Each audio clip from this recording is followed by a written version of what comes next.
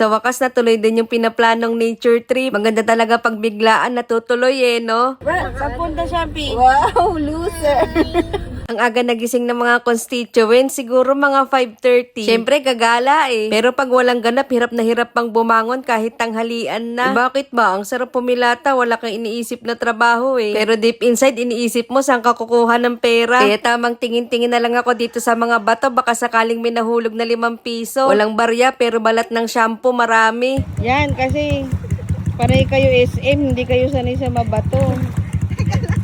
Alam nyo, yung 2 minutes walk lang, inabot pa ng 15 minutes. Hindi kasi sanay ang mga constituents maglakad sa bato-bato. Pero ang bilis maglakad sa mall kapag mangungutang ng installment na cellphone. Anyways, bakit nga ba in-open up ko yung utang na yan? Nandito nga pala kami para mag-relax at ilista sa tubig yung mga utang na yun. Hindi nakapagdala ng ballpen, kalimutan na lang natin yun.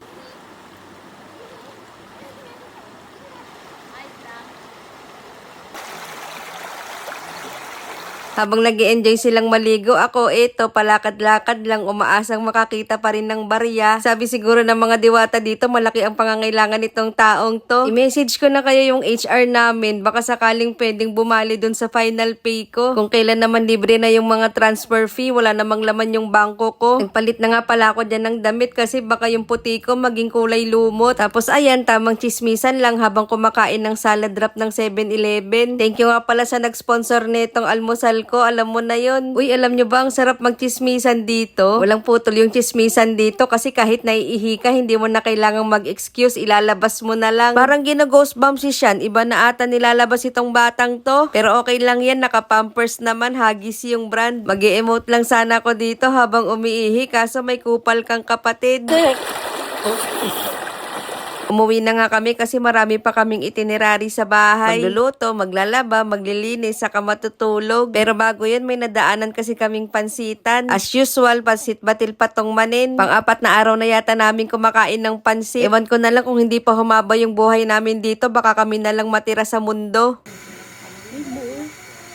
Medyo na-disappoint lang ako sa itlog. Paano naman kasi kulang na lang ng mayonnaise, pwede nang ipalaman sa tinapay. Ini-expect ko kasi malasado yung luto niya, dahan-dahan ko pang hinihiwa. Siguro nagmo-Mobile Legends yung nagluluto kaya nakalimutan niya may pinapakuluan siyang nilagang itlog. Bawal mag-joke, pero okay lang, overall masarap naman siya.